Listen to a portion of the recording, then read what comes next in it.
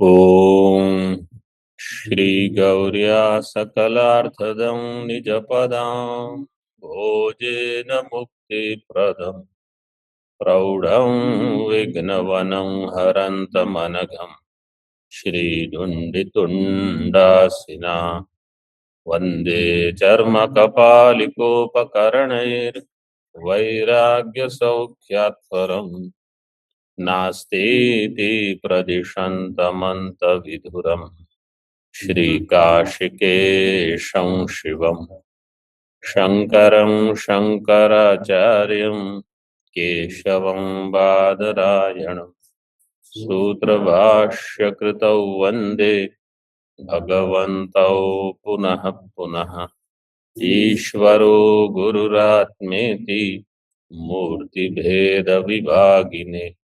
व्योमवद्व्याप्तदेहाय दक्षिणामूर्तये नमः। ओम शांति शांति शांति।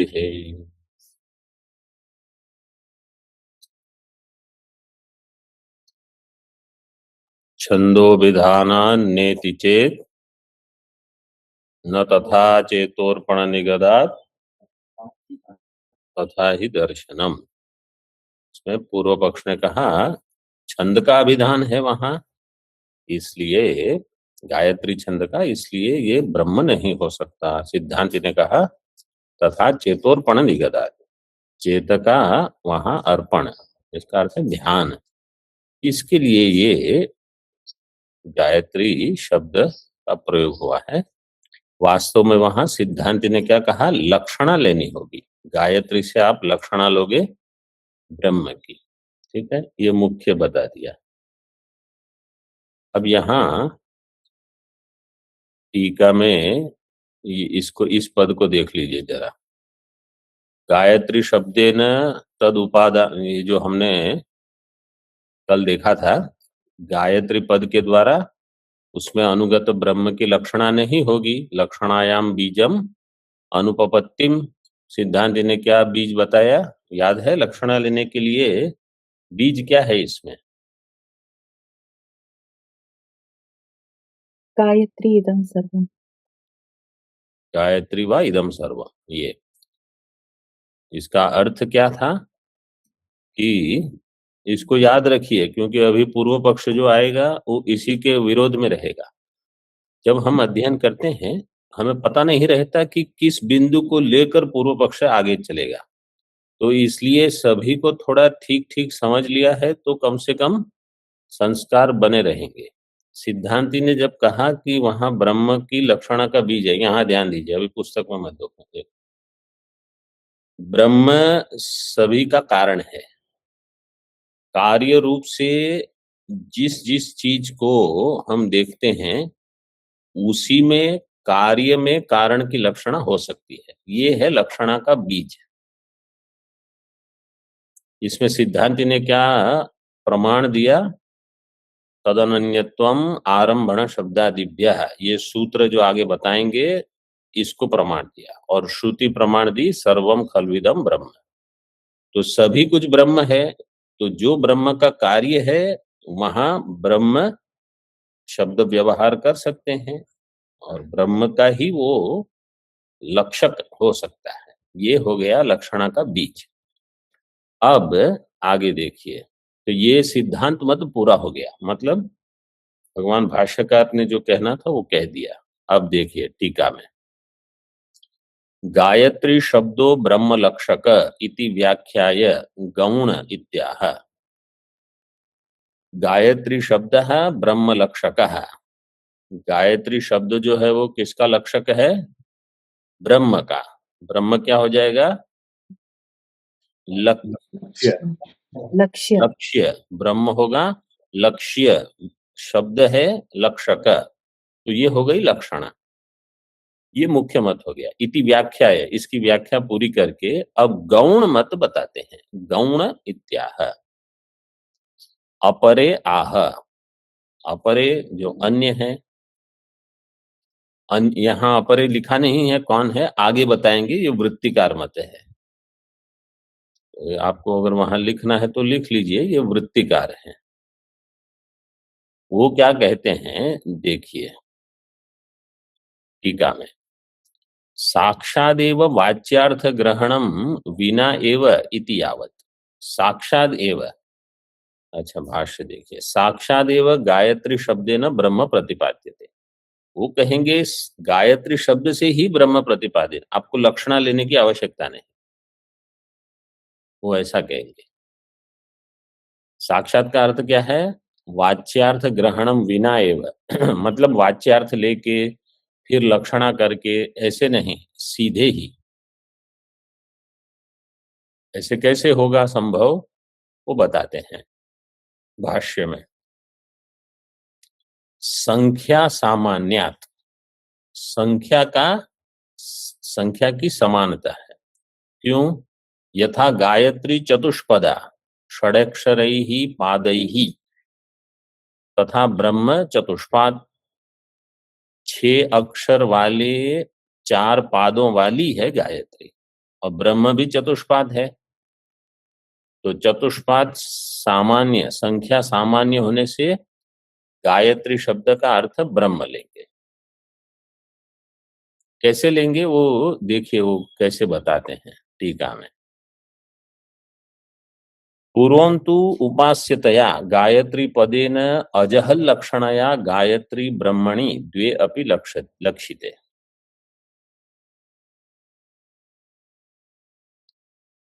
न च गायत्री सर्वम इति अन्वय असंभवः। पूर्वम उपास्यतया, पूर्व में कैसे बताया, उपास्य होके, अजहल लक्षणा लेकर, अजहल लक्षणा लक्षणया गायत्री ब्रह्मणि द्वे अपि लक्षिते, दोनों का लक्षण मतलब दोनों लक्षित हो रहे हैं, गायत्री भी और ब्रह्म भी। और गायत्री सर्वम, ये अन्वय संभव, अन्वय असंभव है, नहीं हो सकता, असंभव न, असंभव नहीं है। क्यों असंभव नहीं है, देखिए वो कैसे कहते हैं। सिद्धांति ने क्या कहा था, गायत्री इदम सर्वम गायत्री में संभव नहीं है, इसलिए हम लक्षणा लेंगे गायत्री शब्द से ब्रह्म की। पूर्व पक्ष मतलब यहाँ जो अपरे हैं वो क्या कहते हैं, गायत्री सर्वम ये अन्वय असंभव नहीं है, हम संभव करके दिखा देंगे। अब वो कैसे कहते हैं देखो, घटो रूपी इति पदार्थ एकदेशे व्यक्तौ रूप अन्वयवत। घट रूपवान, रूपी का अर्थ है रूपवान, घट रूपवान है। न्याय वाले कैसे कहते हैं कि अगर कोई कहेगा अयम घटः, इससे आपको जाति का ज्ञान होता है कि व्यक्ति का ज्ञान होता है कि दोनों का ज्ञान होता है, तो किस बल से आप कहोगे कि इसमें दोनों है।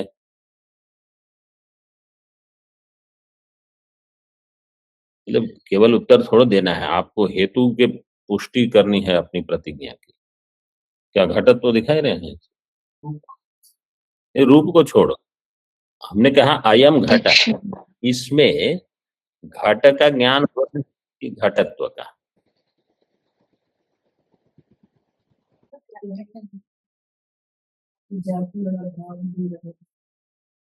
यहाँ व्यक्ति वहां ज्ञात है, वो तो ज्ञान जब होता है,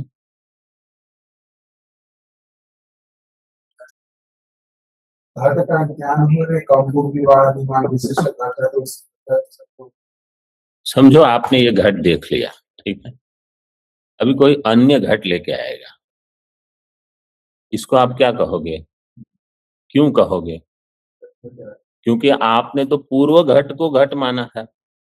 इस घट को आप घट संज्ञा से कैसे बता सकते हो, तभी बता सकते हो जब इसमें घटत्व जाति है। इसका अर्थ है पूर्व में जब घट का ज्ञान हुआ, वहां घटत्व जाति का भी ज्ञान हुआ। तो आप जो कह रहे हो, जिस इंद्रिय से घट का ज्ञान हो व्यक्ति का, उससे जाति का भी और उसके अभाव का भी ज्ञान हुआ। ऐसे तो इसमें घटत्व विशिष्ट घट का ज्ञान हो रहा है,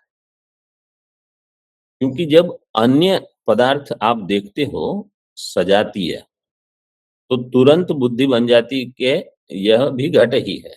वो एक बालक को देखा तो अन्य ये भी बालक है, ये वृक्ष है तो ये भी वृक्ष है, ये आम है तो वो भी आम है, ये ज्ञान हो जाता है। तो घटत्व विशिष्ट घट ये प्रमा बनती है। तो पूर्व पक्ष इतना अभी पर्याप्त है।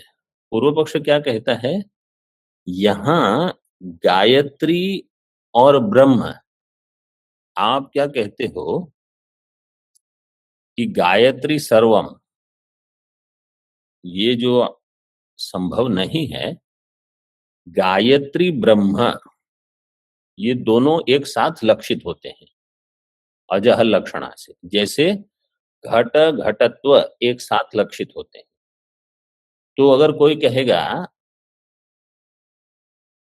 घटम आनय, अभी आपको पता नहीं है कि उस कमरे में कहाँ घट है समझो, लेकिन आपको घटत्व क्या है वो आपको पता है। तो आप वहां जाओगे, जहां आपको घटत्व दिख जाएगा आप उसको लेके आओगे, तो आपको दर्शन किसका हुआ, घटत्व का। घटत्व को लेकर, हाँ, घटत्व क्या भाव, घटत्व का दर्शन में घटत्व का ज्ञान है, क्योंकि जब न्याय के मत में केवल घट का ज्ञान नहीं होगा, केवल व्यक्ति का ज्ञान नहीं होगा, इनके मत में जाति विशिष्ट व्यक्ति का ज्ञान होता है, दोनों का। तो जब अन्य का ज्ञान कराना है, जो पूर्व जिसका ज्ञान नहीं हुआ है, तो जाति के बल पर ज्ञान हो जाएगा, व्यवहार व्यक्ति से होगा, ज्ञान हो जाएगा। तो दोनों साथ में चलते हैं उनके मत में। तो अगर कोई कहेगा घटो अनित्य है, तो आप कहोगे हमको समझ में आ गया ये व्यक्ति अनित्य है। कोई कहेगा घटो नित्य है, तो क्या हमको समझ में आ गया क्या, जाति घटत्व भी नित्य है, घटत्व नित्य है, इसको लेकर घटो नित्य है, ये वेदांत परिभाषा में आ गया है। ये घटो नित्य है, ये शब्द से आप वहां घटत्व को लोगे, याद है। और घटो अनित्य, तो आप घट व्यक्ति को लोगे। तो किसके साथ किसका संबंध जोड़ना, वो आप इस प्रकार से जो वाक्य का अन्वय जिससे हो जाए। तो अगर वाक्य ये कहता है गायत्री सर्वम, तो गायत्री और ब्रह्म दोनों का साथ में ज्ञान होता है गायत्री पद के द्वारा। जैसे घट पद के द्वारा घट घटत तो दोनों का ज्ञान होता है, ऐसे गायत्री पद के द्वारा गायत्री ब्रह्म दोनों का ज्ञान होगा। फिर आप जब कहोगे गायत्री सर्वम, तो वहां ब्रह्म के साथ अन्वय कर दीजिए, तो अन्वय असंभव नहीं है। ये इनकी समझने की प्रक्रिया है। अब ये वाक्य देखिए, घटो रूपी इति पदार्थ एक देशे व्यक्तौ, इसमें व्यक्ति है, उसके साथ रूप का अन्वय होगा, क्योंकि घटत्व में रूप नहीं रहता। तो घट घटत्व दोनों में से घटो रूपी कहने से पदार्थ के एक देश जो व्यक्ति है उसके साथ रूप का अन्वय हो जाएगा, अन्वयवत। उसी प्रकार से गायत्री पदार्थ एक देशे, गायत्री अनुगते ब्रह्मणि प्रधान है, गायत्री में जो अनुगत है ब्रह्म वो प्रधान होगा, उसके साथ सर्वात्मकत्व अन्वय संभवात इति भाव है।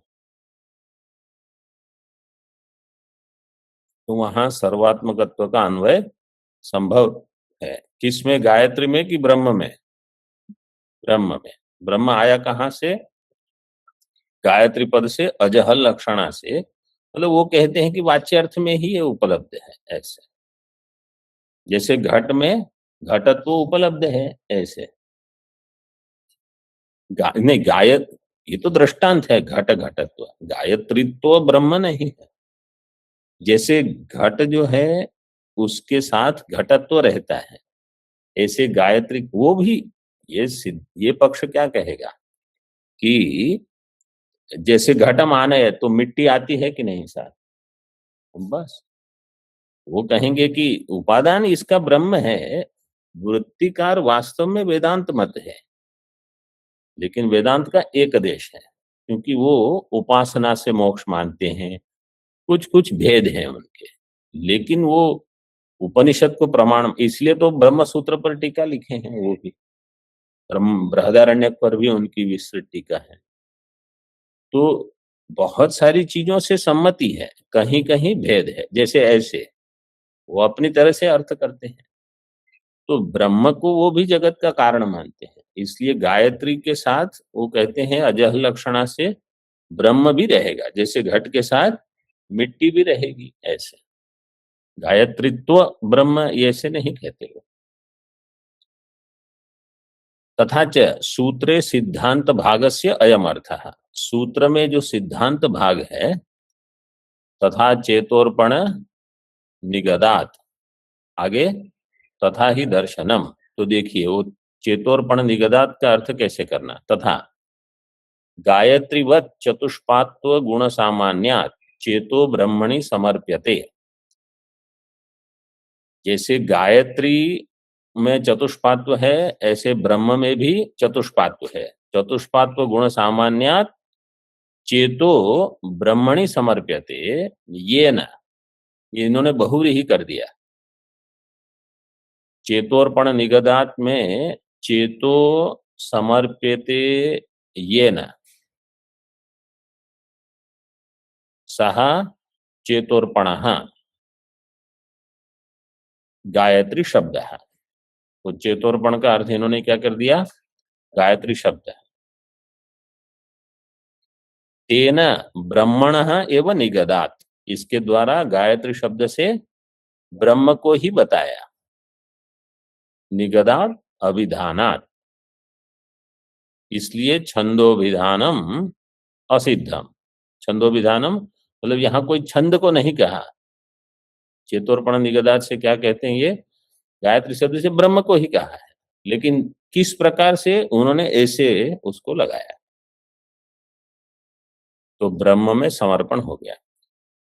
अधुना, अच्छा सिद्धांति ने इसको कैसे कहा था चेतोर्पण निगदात, देखिए पूर्व में कैसे आया थी व्याख्या इसकी।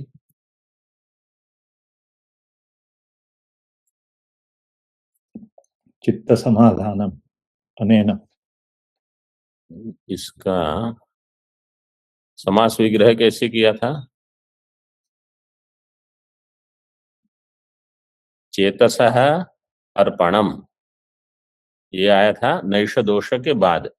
इनके पास ये पुस्तक है 362 पृष्ठ पे, देखिए 362, नहीं देखो तो भी इतना ध्यान रखो, सिद्धांति ने वहां षष्ठी तत्पुरुष करके अर्थ लगाया था, और इन्होंने कैसे लगाया, बहुव्रीहि समास करके। यही सब व्याकरण में खेल होता है। वो था 362 ऊपर से द्वितीय पंक्ति, ठीक है, मतलब 2 पृष्ठ पहले ही था। आगे उस सूत्र में सिद्धांत में आगे क्या है, तथा ही दर्शनम, ठीक है, उसको बता। अधुना तथा ही दर्शनम इति शेषम व्याचष्टे, उसकी भी व्याख्या करते हैं। तथा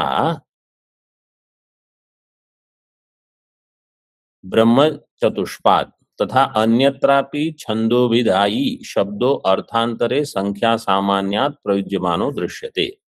तथा ही दर्शनम, तथा ही दर्शनम में सिद्धांति ने कैसे कहा, मतलब मुख्य सिद्धांत में कैसे बताया था, याद है? अन्य अन्य वेद पाठियों में भी, हाँ, ऋचा पाठ करने वाले कहाँ करते हैं, महति उक्थे, साम पाठ करने वाले छंदोगाह, और यजुर्वेद अध्वरी वाले अग्नि में, इस प्रकार से बताया। मतलब ऐतरेय का आरण्य को लेकर अन्य कहीं भी इसी प्रकार से प्रयोग हुआ है, ये सिद्धांति ने बताया था। ये भी ऐसे ही बताते हैं, लेकिन ये कैसे कहते हैं, अन्यत्रापि छंदोभिधायी शब्दों अर्थांतरे संख्या सामान्यात प्रयुज्यमानो दृश्यते। अन्य कहीं जहां संख्या की समानता को लेकर इस प्रकार से प्रयोग होता है वो बता रहे हैं। छंदोभिधायी, इसमें समास विग्रह कैसे होगा, छंदोभिधत्ते इति छंदोभिधायी, छंदो अभिधत्ते इति छंदोभिधायी। अभिधानम का अर्थ है कथनम, छंद का कथन हो रहा है अन्यत्र भी। कैसे, टीका में देखिए, ये संवर्ग विद्या का दृष्टांत देते हैं। जिनके थोड़े संस्कार ठीक ठीक हैं उनको ब्रह्म सूत्र में कोई भी प्रौढ़ ग्रंथ अगर आपको अध्ययन करना है, ऐसे जहां व्याकरण, न्याय, मीमांसा, मतलब अर्थ संग्रह, ये सब लगा हुआ है, और छांदोग्य में पहले 5 अध्याय, बृहदारण्यक, जहां कहीं उपासना इत्यादि का प्रकरण है, उनका कुछ साधारण साधारण ज्ञान हो तो ये सब संबंध लगेंगे, नहीं तो लगेगा ये क्या चर्चा चल रही है, मुझे तो केवल ये जानना है कि मैं ब्रह्म हूं। तो बोले ठीक है, कोने में बैठ के आप सुबह शाम मैं ब्रह्म हूं, मैं ब्रह्म हूं करते रहो। तो वैसे नहीं है। अभी देखिए यहाँ संवर्ग विद्यायाम, ये छांदोग्य के 4th अध्याय का है ना, छांदोग्य नीचे दिया है हमारे पुस्तक में, तो 4th अध्याय 3य खंड में संवर्ग विद्या है 4:3। अधिदैवम अग्नि सूर्य चंद्रांभासीम अंभासी वायौ लीयन्ते। संवर्ग विद्या, इसमें अधिदैवम अग्नि सूर्य चंद्र और जल अंभांसी, ये वायु में इनका लय होता है, क्योंकि संवर्ग में वायु प्रधान है, उस सभी का लय उसी में दिखाते हैं। और अध्यात्मम वाक् चक्षु श्रोत्र मनांसी प्राणम अपीयन्ति इति उक्तम। तो अधिदैव का सभी का लय वायु में, अध्यात्म में सभी का लय प्राण में, ये संवर्ग विद्या में बताया। तो 5 अधिदैविक हो गए, 5 आध्यात्मिक हो गए। तेवा एते पंच अन्ये आदिदैविकाः पंचान्ये आध्यात्मिकास्ते मिलित्वा 10 संख्याकाः सन्तः। सब मिलके कितने हो जाएंगे, 10। 5 आध्यात्म, 5 आदिदैव। संतः कृतम इति उच्यन्ते। आगे आपके पाठ क्या है, संति। हाँ, पाठ संति ठीक है क्योंकि बहुवचन प्रयोग है। जिनके पाठ में अस्ति है वो संति कर दीजिए, मतलब पास में लिख लीजिए संति। संति ही कृत त्रेता द्वापर कली संज्ञकानि चत्वारि द्यूतानि क्रमेण चतुरंक त्र्यंक द्व्यंकैकांकानि। वो द्यूत क्रीड़ा करते हैं, उसमें पासे रहते हैं, उसमें किसी में 4 रहते हैं, ये अलग प्रकार से ऐसे पासे होते हैं, उसमें 4 हो, किसी में 3, किसी में 2, किसी में 1। जिसमें 4 है उसको कहते हैं कृत युग, क्योंकि इस कृत युग में 4 पाद हैं धर्म के। त्रेता में 3, द्वापर में 2, कली में 1, ऐसे। तो यही उनकी संज्ञा है, वो जो क्रीड़ा के लिए पासे होते हैं ना, उसके। कृत त्रेता द्वापर कली संज्ञकानि चत्वारि द्यूतानि क्रमेण चतुरंक 4 अंक वाले, त्र्यंक 3, द्व्यंक 2 अंक और 1 अंकानि तत्र कृतम दशात्मकम भवति। इसमें जो कृत है वो आए तो 10 आपको मिलते हैं, 10 पॉइंट ऐसे बोलोगे। क्यों दशात्मक क्यों है, आपने कहा 4 अंक है उसमें। चतुर्षु अंकेषु त्रयाणाम अंतर्भाव, वो जो 4 है उसमें बाकी 3 का अंतर्भाव मान लेंगे। तो 4 में 3, 2 और 1 सब मिला के तो 10 हो गए ऐसे। तो 3 जब 3 आए तो आप कहोगे ये 6 अंक मिले आपको। मतलब कृत में 10, त्रेता में 6, द्वापर में 3, कली में 1। दिखने में ऐसा लगता है 4 मिले, 4 नहीं आपको 10 मिल गए ऐसे। देखो कैसे लिखा है, चतुर्षु अंकेषु त्रयाणाम त्रिषु द्वयोः एकस्य च अंतर्भावात्। ये वाक्य कैसे बनेंगे? चतुर्षु अंकेषु त्रयाणाम अंतर्भावात्, फिर आगे त्रिषु द्वयोः अंतर्भावात्, द्वयोः एकस्य च अंतर्भावात्। फिर एक में तो लिखा नहीं कुछ, हाँ उसमें अपना ही अंतर्भाव और कुछ है। तथा च दशत्व गुणेन, ये जो 10 हैं उसको ये 5 आध्यात्मिक और 5 आधिदैविक के साथ जोड़ देते हैं। तथा च दशत्व गुणेन वायुवादयः कृत शब्देन उच्यन्ते। तो ये 10 गुण वाला जो है वायु आदि ये कृत हो गए, सत्य। एवं कृतत्वम वायुवादी नाम उपक्रम्य, तो वायुवादी में कृतत्व आ गया, उपक्रम्य आह सैष। मतलब उपासना के लिए कुछ साम्य कैसे होगा वो बता देते हैं। उपक्रम्य आह सैषा। भाष्य में तद यथा तेवा एते पंचान्ये पंचान्ये दश संतस तत्कृतम इति उपक्रम्य आह। तद यथा, जैसे, तद यथा का अर्थ है जैसे, तो तथा ही दर्शनम अन्यत्र, तो कैसे बोले ऐसे, तद यथा। एवा एते पंचान्य पंचान्य, 5 अन्य 5 अन्य सब मिला के 10, दश संता, मतलब अधिदैविक आध्यात्मिक। तत्कृतम वो क्या हो गया? कृत। कृत मतलब ये सत्य जो 10 अंक वाला है ऐसे। इति उपक्रम में वहां से उपक्रम करके सैषा विराट अन्नादि, सा ऐसा विराट, ये विराट अन्नादि, विराट जो है स्त्रीलिंग है ऐसे। टीका में देखिए, विधेय अपेक्षया स्त्रीलिंग निर्देश, विराट पदम छंदोवाचकम। तो विराट पद जो है स्त्रीलिंग है, छंदोवाचकम। कैसे? दशाक्षरा विराट इति श्रुते है, विराट कैसी है? 10 अक्षर वाली इति श्रुते।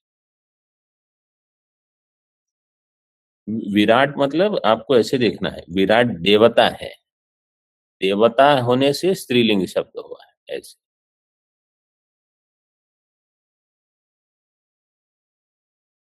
दशत्व साम्येन वायुवादयो विराट इति उच्यन्ते। दशत्व का साम्य होने से वायु आदि ही विराट कहा जाएगा। श्रुति में क्या कहा? वायु आदि में कृतत्व है, ठीक है, और वो दशत्व, कृतत्व का अर्थ है दशत्व, वो दशत्व आ गया। और दश अक्षरा विराट ऐसी श्रुति है, इसलिए वायु आदि ही विराट हो गए। ये अपरे इस प्रकार से अर्थ घटाते हैं। एवंच दशत्व द्वारा वायुवादिषु कृतत्वम विराटत्वं च ध्येयम, यहां तक स्पष्ट हो गया।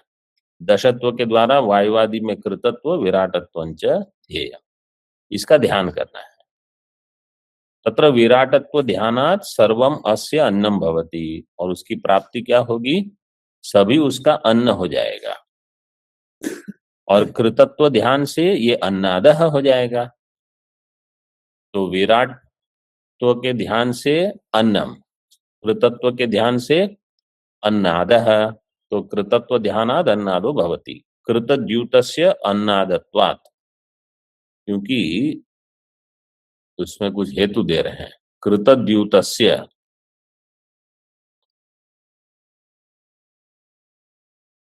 कृत क्या करता है? अपने में अन्य का अंतर्भाव कर लेता है, वो भक्षण करने वाला हो गया। इसी प्रकार ये अन्नाद हो जाएगा।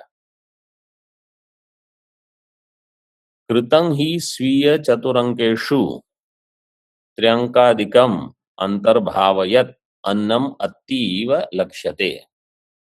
कृतं ही स्वीय चतुरंकेषु त्र्यंकादिकम, कृतम क्या करता है, अपने 4 अंक में त्रिअंक, द्व्यंक, एक अंक का अंतर्भाव करके अन्नम अतीव, अन्न का भोक्ता हो जाता है। इस प्रकार से लक्ष्यते। अतएव कृत जयात इतर द्युत जय श्रुत्युक्त, इसलिए कृत के जय से अन्य द्युत का जय हो गया, सबको आपने प्राप्त कर लिया। कैसे, वो भी श्रुति बता देते हैं। कृताय विजिताय अधरेया सम्यन्ति, कृत के विजय से अन्य, अधर का अर्थ है उसके नीचे वाले, वो भी अर्थ किया है, आगे देखिए। सम्यन्ति, उनका भी जय हो जाएगा। अयम द्यूतम कृत संज्ञो अयः, अय का अर्थ है द्यूतम, कृताय कृत अय, अयः का अर्थ है द्यूतम, कृत संज्ञो अयः कृतायः, स विजितो येन तस्मै कृताय विजिताय, ये समास का विग्रह हो गया। कृताय विजिताय, कृत का अर्थ क्या है, ये सत्य लोग, जिसको सत्य जो 4 संख्या वाला है। अय का अर्थ है द्यूतम, अयः द्यूतम, तो कृताय विजिताय प्रातिपदिक क्या होगी, कृत विजिता, कृताय कृत नहीं, विजितम्। कृताय विजित, कृताय विजित ये प्रातिपदिक होगी। कृताय में पहले समास कर दिया, कृत और अय कर्मधार है। कृत संज्ञो अयः कृतायः, कृतायः विजितो येन तस्मै कृताय विजिताय। अधरेयाः, अधरेयाः इससे जो नीचे वाले हैं, त्र्यंकादयः अयाः सम्यन्ति, उपनमन्ते, सम्यन्ति ये नमन करते हैं सभी, कौन, अधरेयाः। ये समझ में आ रहा है कि नहीं, स्पष्ट है, कुछ कठिन नहीं है, फिर से बता देता हूं, देख लीजिए। कृत शब्द का अर्थ क्या है, सत्य लोग। कृत से नहीं, सत्य लोग नहीं, मतलब यहाँ कृत से द्यूत लेना है, वो द्यूत जिसमें 4 है संख्या, ऐसे 4 संख्या वाला पासा, जो द्यूत क्रीड़ा खेलने के लिए। और वो पासा जो है वो है अयः, तो 4 संख्या वाला जो पासा हुआ, ठीक है, उसकी संज्ञा है कृत, कृत संज्ञा वाला पासा, तो कृताय ये शब्द हो गया। जिसने इसको जीत लिया उसने उसके नीचे वाले सब भी जीत लिए, वो इतना ही अर्थ है इसका। तो कोई कहेगा कि मैं तो ब्रह्म सूत्र पढ़ने आया हूं यहाँ, क्या आप चल रहा है वो पास आए हो, ये सब आपको पढ़ना पड़ेगा। क्यों, क्योंकि आप में वैराग्य की कमी है, बस मूल ये है। जिनमें अत्यंत वैराग्य हो वो आंख बंद करके बैठे, उनको समाधि लग जाएगी। जिनको यहाँ वहां 50 चीज, ये सब वैराग्य के लिए है। अत्यंत वैराग्यवता समाधि समाहितस्यैव दृढ़ प्रबोध प्रबुद्ध तत्वस्य निबंध मुक्ति मुक्तात्मनो नित्य सुखानुभूति। आपको नित्य सुख हो रहा है नहीं, तो अब बस पढ़ते रहो। उत्तमोत्तम अधिकारी जो है उनके लिए अधिक अध्ययन की आवश्यकता नहीं, क्योंकि वो अनात्मा को छोड़ के सीधे आत्म चिंतन कर सकते हैं। बाकी सबको, अब ये नहीं करोगे तो क्या करोगे, और अन्य प्रपंच करोगे, बस।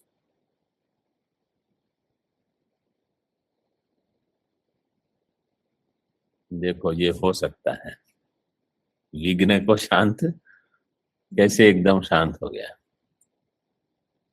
इसलिए कभी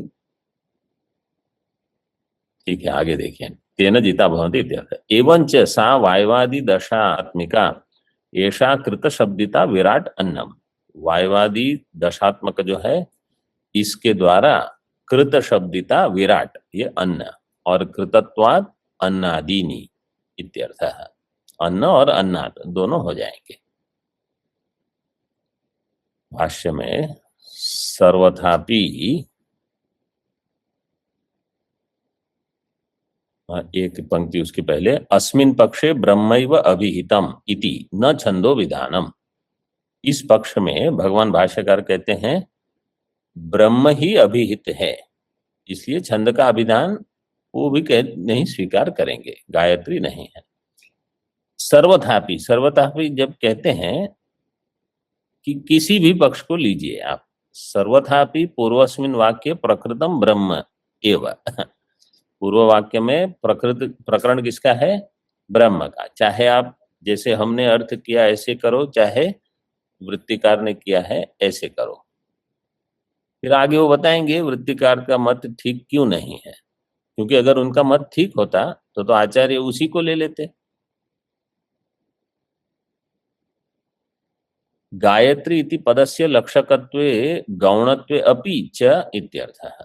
गायत्री इस पद में लक्षकत्वे गौणत्वे अपि च, गायत्री पद से लक्षणा करके जैसे हमने बताया, और गौण रूप से जैसे ये बताते हैं, क्योंकि गायत्री ब्रह्म दोनों साथ में रहेंगे, उसमें गायत्री गौण हो जाए तो ब्रह्म इदम सर्वम, ऐसे अर्थ घट जाएगा। तो आपने अपरे आह ऐसे क्यों कहा? आपने अपना ही मत क्यों इसको नहीं स्वीकार किया? अत्र अपर आह इति अपर पदेन गौणत्वम स्वमतम न इति द्योतयति। कोई कहते हैं, जब आप कहोगे कोई कहते हैं मतलब ये हम नहीं कहते, कोई अन्य ऐसे अर्थ करते हैं ऐसे। अजह लक्षणा पक्षे ही वाग वै गायत्री इति वागात्मत्वं गायती च त्रायते च इति निरुक्त नामकत्वं च गायत्र्या उपाधित्वेन उपास्यत्वाद उपपन्नतरम। अजह लक्षणा पक्षे, जब अजह लक्षणा लेंगे तो हमारे यहाँ टिप्पणी में अजह लक्षणा, अभी आप जानते हो अजह लक्षणा क्या है। सिद्धांति ने जैसे गायत्री पद के द्वारा ब्रह्म का बोध करवाया, ऐसे शोणो धावती ये दृष्टांत है। तो इस पक्ष में वाग वै गायत्री इति वागात्मत्वम, गायत्री का अर्थ क्या है? गायती च त्रायते च इति निरुक्त नामकत्वम गायत्र्या उपाधित्वेन उपास्यत्वात् उपपन्नतरम। गायत्री के द्वारा, गायत्री उपाधित्वेन, उस उपाधि, गायत्री की उपाधि को लेकर उपास्यत्वाद उपपन्नतरम, उपपन्न हो जाएगा।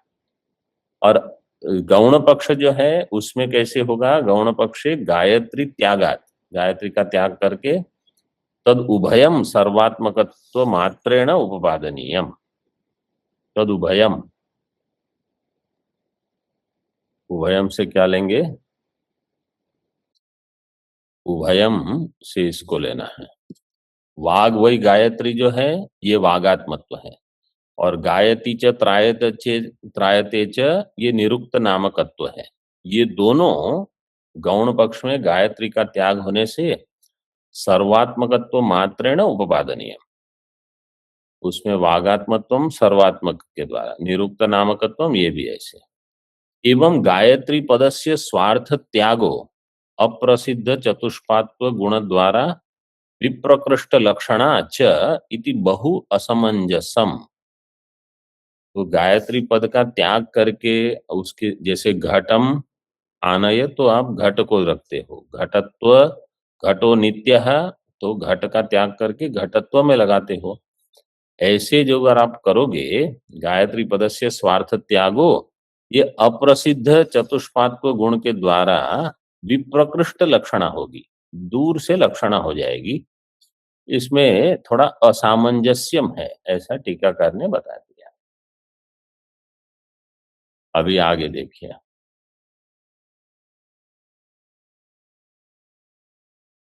ननु गायत्री वा इदम सर्वम इति प्रथम गायत्री श्रुते है कथम लक्षणा। पहले ही कह दिया गायत्री वा इदम सर्वम, तो गायत्री शब्द सुनने से फिर लक्षणा की क्या आवश्यकता है इति आशंक्य। वाक्य शेषगत सर्वात्मकत्वादि अनेक बलवत् प्रमाण संवादेन ब्रह्मणि तात्पर्य अवगमात् इत्याह। वाक्य शेष, इसके आगे भी तो देखो कि क्या है। वाक्य शेषगत सर्वात्मकत्व इदम सर्वम ये दिया है, अनेक बलवत् प्रमाण संवादेन, बलवत् प्रमाण से ब्रह्म में ही तात्पर्य होगा, इसलिए कहते हैं भूतादि पाद व्यपदेशोपपत्तेश्चैवम्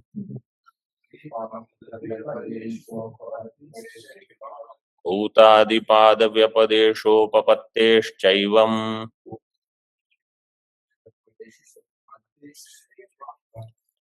भूतादि पाद व्यपदेश उपपत्ते है, ये भूतादि पाद का व्यपदेश उपपन्न हो जाएगा। चार पाद जो है उसके बारे में बता रहे हैं।